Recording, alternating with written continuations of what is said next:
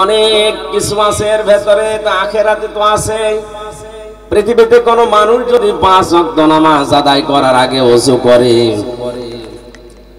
মহান আল্লাহ তাকে অনেক রোগ শোক থেকে বাঁচিয়ে রাখেন। জোরে বলেন সুবহানাল্লাহ।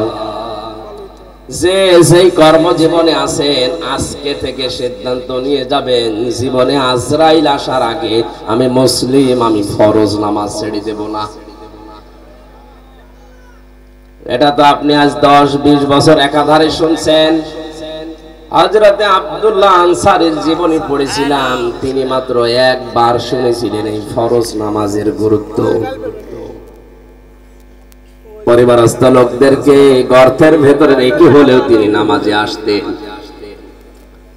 হযরত ওমর একদিন নালিশ দিলেন, ইয়া রাসূলুল্লাহ, এই লোকটা প্রতিদিন পেছনে আসে নামাজে আর সবার আগেই দৌড় দিয়ে চলে যায়।